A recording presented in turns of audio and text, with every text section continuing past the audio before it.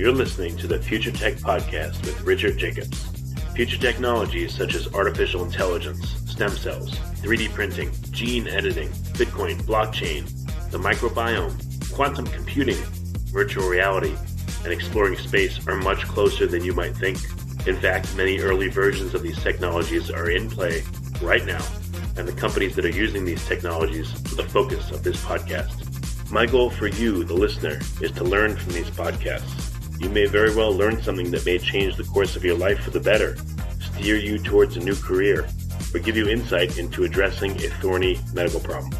Remember, this podcast and its content is informational in nature only. No medical, tax, legal, financial, or psychological advice is being given. If you enjoyed the podcast, please listen, subscribe, like, and tell your friends about it. Thank you.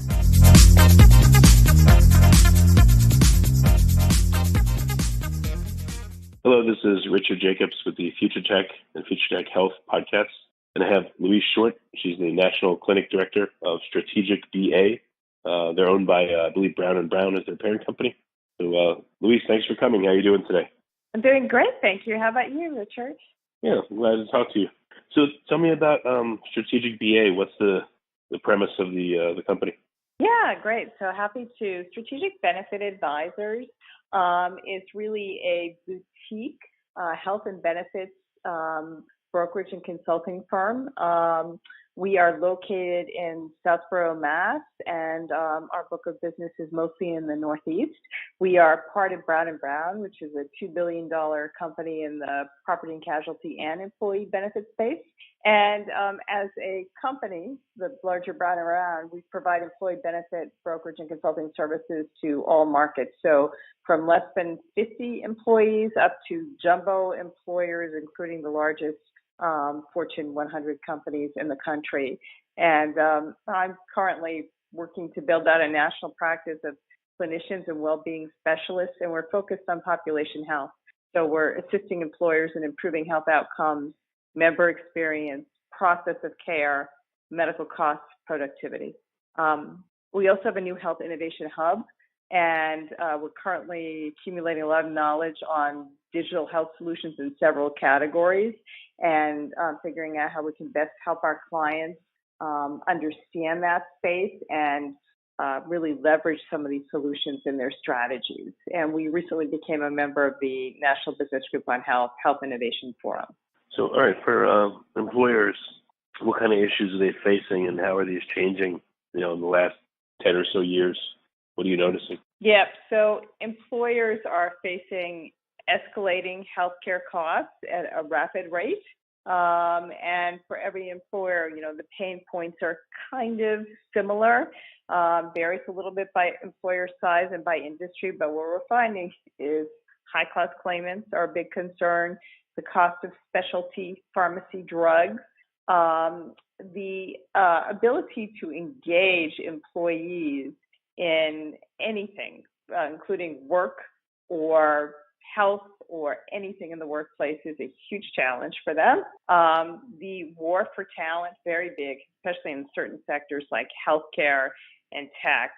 And then chronic disease, which is really just kind of escalating these healthcare costs and literally, killing the American workforce. So the idea of digital health is really, and then I guess I didn't mention access is also a very big issue. So the idea of digital health is to address a lot of the pain points that employers have today.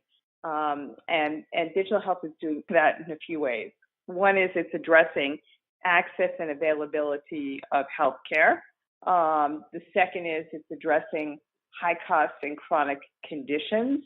And then the third is it's addressing employee engagement and through different sort of modalities, programs, and emphasis. All right. So what does that mean?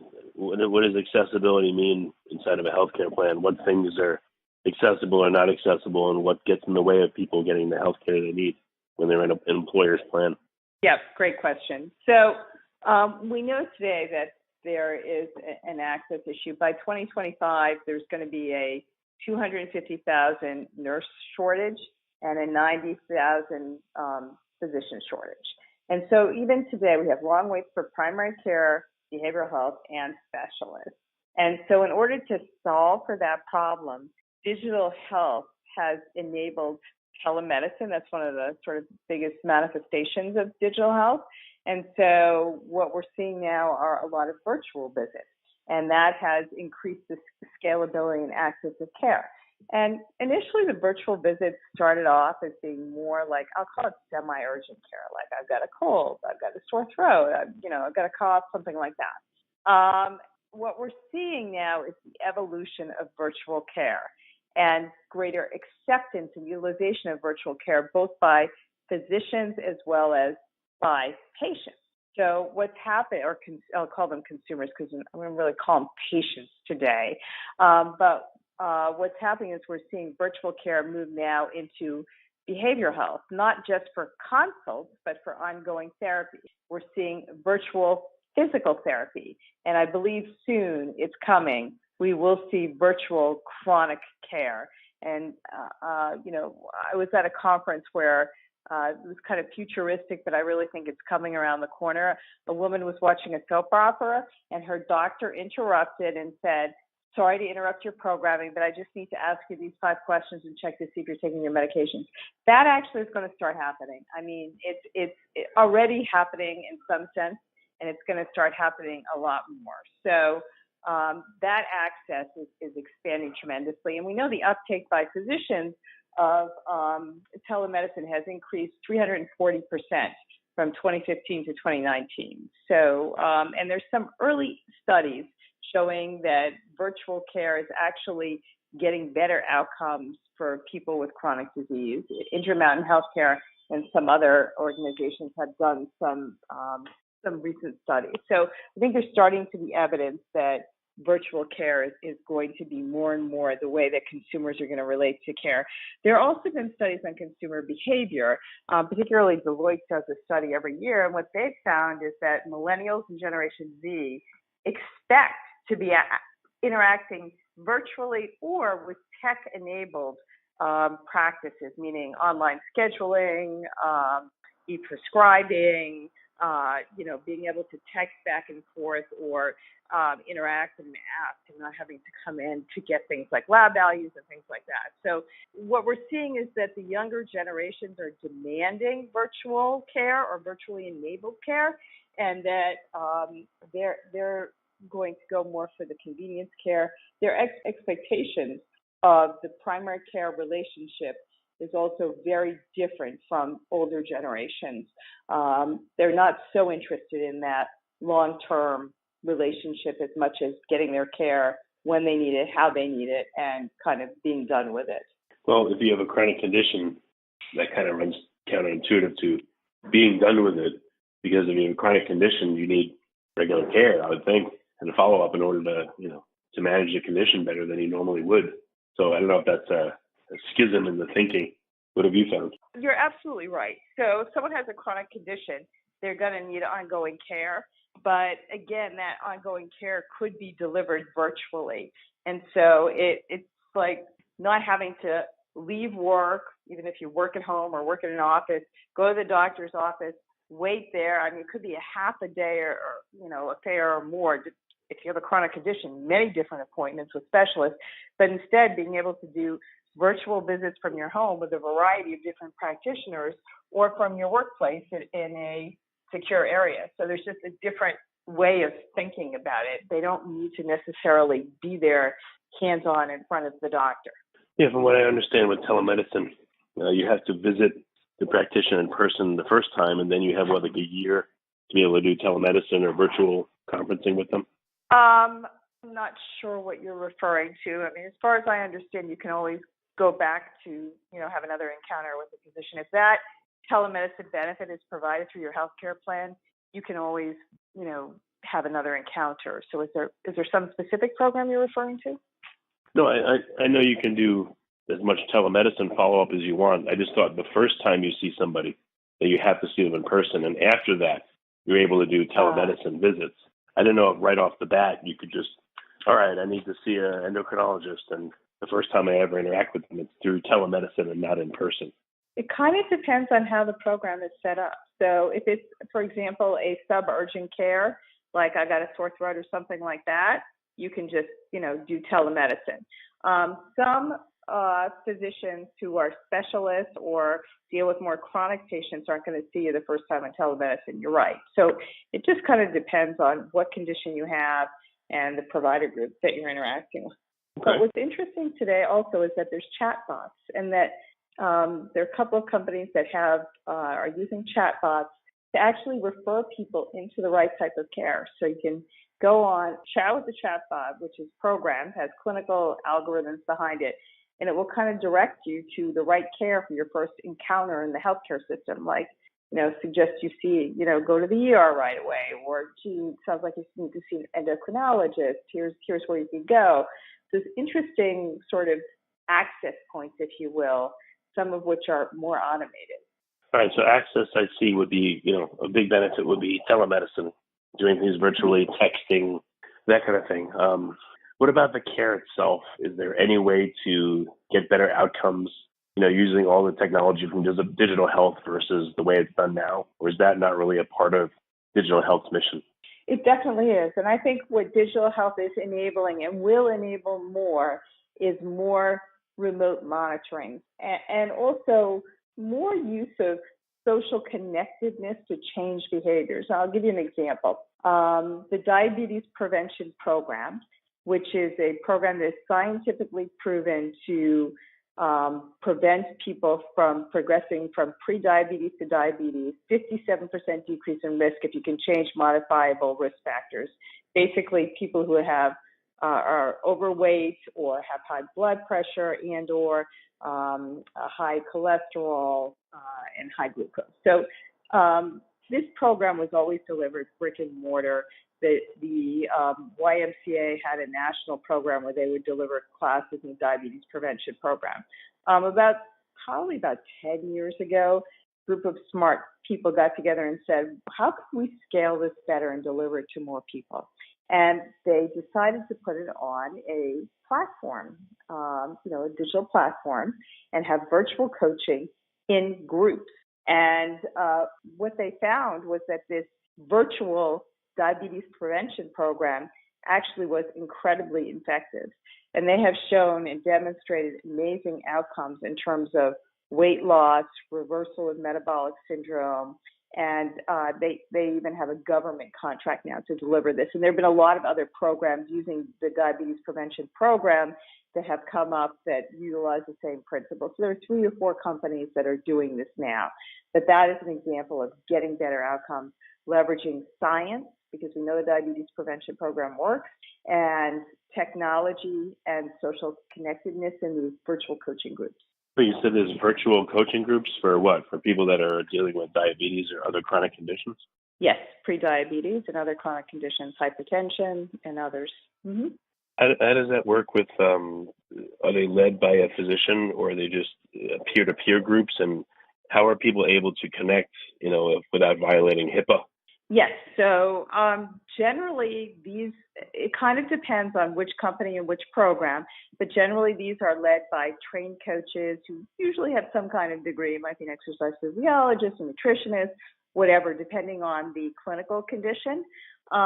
And they're able to do it by not violating HIPAA because they have everybody sign the appropriate releases, all of their technologies, HIPAA compliant, they have all the certifications that they need, and people agree to be in these virtual coaching groups. Yeah, a lot of times people can opt. They can say, I want to work one-on-one with a coach, or I want to work in a group. I want to work in a group, but I don't want to show my identity, so I just want to be anonymous in the group, or they can actually be in the group and have their identity known. It's totally up to the individual. So how do the health insurers themselves and the employers, how they react to the new demands of digital health and, the benefits and the trade-offs? What's the feedback from them?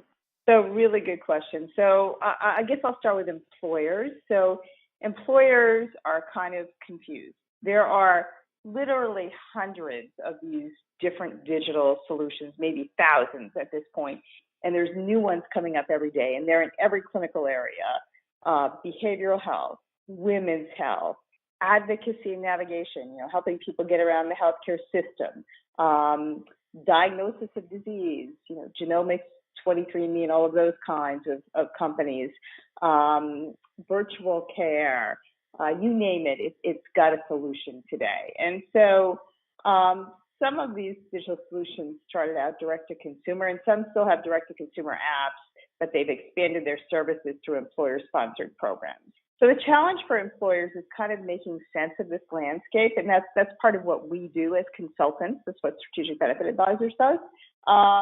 It's a very complex market, and so we encourage our employers that we work with to really look at these digital health solutions in the context of their broader workforce strategy, not just their health strategy, but their workforce strategy. So how do digital solutions fit in with their overall business objectives and goals, particularly related to health and performance and well-being?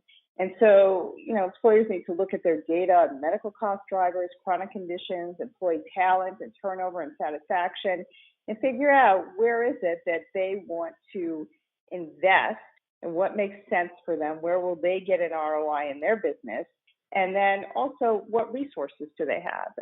If it's a small employer and they're fully insured, they're not going to be able to probably implement a lot of these solutions. If they're self-insured, they've got more options, but still if they're a smaller employer, it will be hard from an administrative point of view to manage all of these different vendors. They may not have a lot of staff to do that, and it takes a lot of internal resources to manage vendors. So, they have to figure out what's right for them. And then when you implement these digital health solutions, which we tend in the industry to call point solutions, they have to figure out how to integrate it with their benefit strategy and other parts of their health management program. For example, if they have a care management program, let's say with a carrier, and they've implemented a behavioral health solution, let's just say they implement some kind of a cognitive behavioral therapy online, their carrier needs to know that they can refer people to that solution. So it all has to be integrated and work together. And that's really, really important because I've seen a lot of employers implement great solutions, but no one ever uses them. No one is engaged and they don't know about it. They don't know about it at the right point in time. So there's a lot of communications and integration efforts that need to go along with these solutions. So I think in general, the majority of the employers, and this has been shown, there was a survey last year by the National Business Group on Health and the Blue Cross Blue Shield Association, majority of employers want these digital health point solutions that have proven to be effective in the marketplace. They want data, which I'll talk about in a minute because there isn't that much data. The payment mechanism is important. So some of these solutions are like a PM basis. And most employers now are saying, no, I want to pay for this through my medical claims. They want these vendors to get set up so that they can be paid in that way. And then so they have to have a code, and that code needs to be reimbursed on the claim side. Or they want to pay for performance. If you engage a certain number of people, if you get certain outcomes, then we'll pay you X. So these are some of the issues for employers. They also struggle to integrate some of these solutions from an IT perspective, and they want to be sure that they have the right messaging, analytics, whatever it is, multimodal communication channels to actually, that the vendor does to actually kind of target and engage people. So what we're finding is a lot of employers would rather go through their health plan because a lot of the health plans have figured out, they better catch up and partner with these digital point solutions so that they can add more value to their clients, because otherwise their business, the carrier's business, is getting chopped up. It's harder for them to work with these different solutions. It creates more work for their staff, more costs. So basically now in the last several years, all of the major carriers, which are called the BUCAs, so the Blues, the United Healthcare, Cigna, Aetna, they're all partnering with different point solutions. And the advantage to employers is they don't need to contract directly with the point solution. They don't need to negotiate. They don't need to integrate. So all that is done for them, but they can't customize with the point solution. So there's pluses and minuses to both approaches. And some of the carriers have just outright bought point solutions. Now, some of the carriers also, though, are building their own. For example, I mentioned the diabetes prevention program. Well, 2 or 3 of the major carriers are building their own digitalized program that's very similar. So they're also doing Me Too's, if you will, or trying to develop original solutions for, for which there aren't competitive point solutions out there. But it's hard to find that niche right now because almost every clinical area has a point solution. Yeah, it's tough because if a carrier wants to do their own stuff and keep it in a walled garden, how are they supposed to participate when employers are looking to choose carriers and plans if they don't integrate? They have all their own stuff. I know it captures them once they're in with them, but I think it doesn't seem to serve anyone to do that. What is the most advanced, comprehensive, or most efficacious plan you've seen out there? What are some of the elements of it? I'm not asking you to name names, but what are some of the best plans you've seen out there? What do they have? The health plans or the point solutions? The health plans, because it's more expansive than the point solutions. So I would say that the best top health plans have, in my mind, really they have virtual care options. Really, really critical. They have robust chronic disease management. I don't want to say disease management, but chronic disease care management, meaning longitudinal care management of members with chronic disease, really focused on those members, incorporating some elements of virtual monitoring, if you will. And then they have options for other types of programs that have to do with for example, diabetes monitoring and glucose monitoring or behavioral health. Some of the plans now actually are integrating with non-traditional partners. So Cigna just announced a partnership with Amazon Alexa, and one of the other big carriers did as well. And right now it's just like information, like Alexa can answer health questions.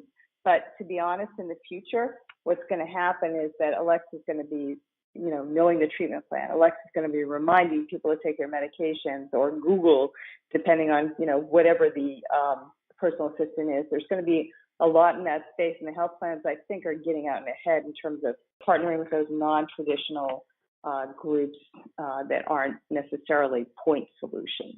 What are some of the most interesting point solutions you've seen? Just curious as to what some of those would be. Yep. So I'll tell you what some of the best funded areas by venture capital have been. And this just to give you some perspective, in the past 7 years have been almost $30 billion in venture capital funding alone for digital health. And that does not include the Amazon, Google, Apples of the world. So it's a huge area. I think 10% of all VC funding in 2018 was going towards digital health solutions.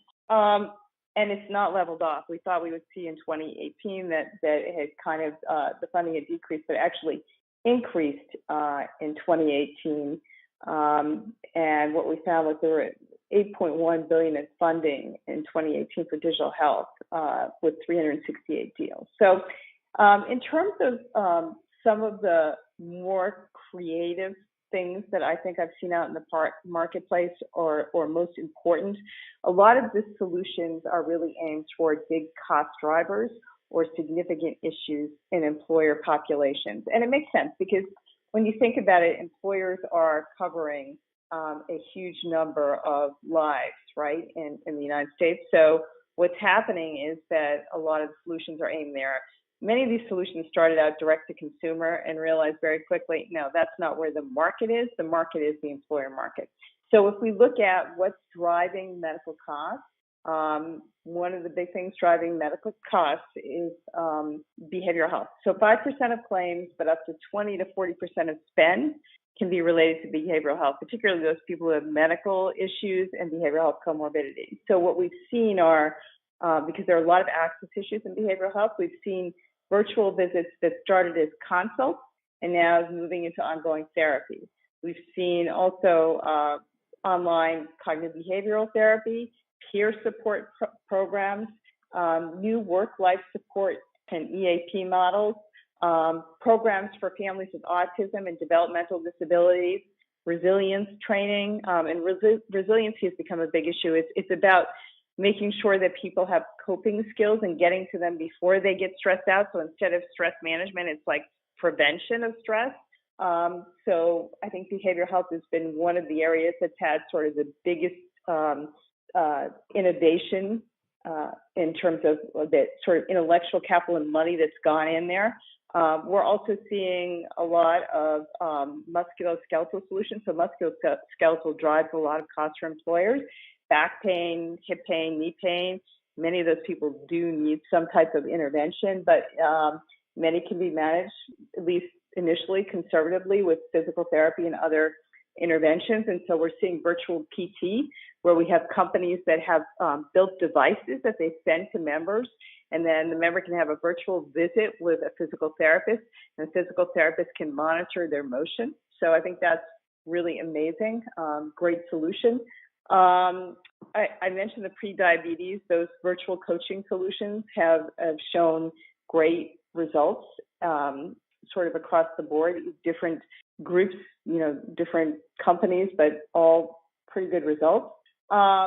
Women's health and infertility, that's been a big area and focus for employers in terms of retaining talent. And we've seen some carved-out solutions, meaning carved out from the health plan on infertility that are virtual, including new types of benefits that are administered, narrow networks, and quality monitoring, and coaching that includes behavioral health, because that's a very stressful time for people, but that have shown, cost savings, decreased multiples, which is really critical in terms of, decreasing risk to the individual as well as the babies, right? And then, of course, decreased costs if you don't have multiples, because people don't end up in the ICU as much and things like that. So those have been great solutions. I think for there are also a lot of solutions that apply only to this sort of provider side, right? Like teleradiology, telepathology, virtual monitoring of ICUs, all of those types of solutions, I think, have improved efficiency for physicians. There are solutions that are in the expert medical opinion area that I think are critically important, where people can get a second opinion or an expert opinion on what's going on with either themselves or a family member virtually. And these solutions, I think, are among the best that I've seen in the industry in terms of actually really helping people get high quality care and the best care. Many times the diagnosis is wrong or the treatment path isn't optimized. And so these types of solutions and vendors are able to help members tremendously. And then one of the central types of solutions that's come about in the last, I want to say, really 10 years is this whole idea of advocacy navigation, both digital and human. So using analytics to get people where they need to go, holding their hand through episodes of care, giving them, sort of personalized attention, very different than traditional health plan customer service, where they can understand what's going on and be helped to get the right care and the best care at the right time. So those are kind of a smorgasbord, but, again, addressing the problem of the healthcare system's too complex and people can't get to where they need to be, or they don't understand where they need to be, and that leads to, poorer outcomes, poorer quality of care. So, and I think these advocacy navigation solutions also address health literacy and helping to educate people and make them understand more what they're going through and what kinds of questions they should be asking, and educate them on the choices that they have going forward. One last question for you. You've covered a lot of areas, but is there anything you haven't covered that is in the future of digital health? Any new exciting things that are coming? And again, I know you touched on a lot of things. But yeah, I think that we're sort of at an inflection point. Every day new possibilities are opening up, and some are what I would call evolutionary. We haven't really talked about new therapies to cure disease because that's not really so much digital, although some of it is. And then, there's sort of new ways of doing things that have been done before, like my example of the diabetes prevention program. Some of it's improving with technology on what we already have, like ultrasound and imaging. But I think the thing that impresses me is that the pace and speed to market of innovation is unlike any era in the past. So what we're going to see, I think, is a lot more virtual care. When I was showing my daughter a photo about 10 years ago, my youngest daughter, and there was a record player in the photo, and she had no idea what the record player was. And to me, that's where we're going in medicine. I think 10 years from now or 20 years from now, when we show kids pictures of hospitals, they may not know what that is, because the idea of inpatient medicine is going to be reserved basically for people who are enormously ill or need some major surgical procedure, because a lot of the surgical procedures, even hip replacements, knee replacements, are being done outpatient now. It's amazing. So I think that we're really going to see a very big change in how healthcare is delivered and where it is delivered. It started already, and it's we're just at the brink of a very big, I think, evolution, or maybe even a revolution in how that care is going to get delivered.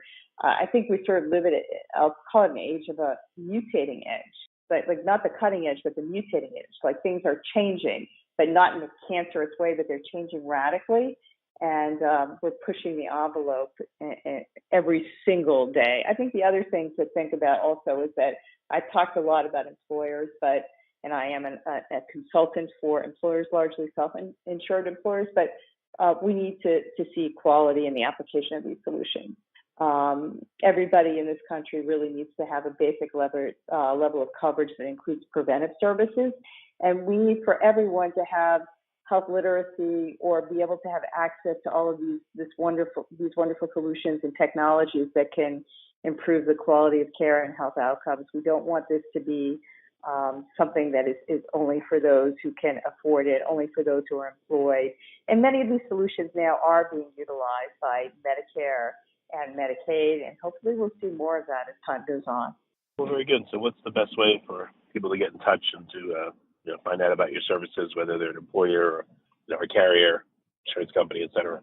Absolutely. So they can reach me at Louise, LOUISE.short, SHORT, at strategic.BA, like benefits advisors, .com. Well, very good. So Louise, thanks for coming on the podcast. I appreciate it. Thank you so much. I appreciate your having me today, and I'm delighted to be here, and hope that I will hear from some of the people who listen to this podcast, because this is an area that I feel really passionate and excited about. Excellent.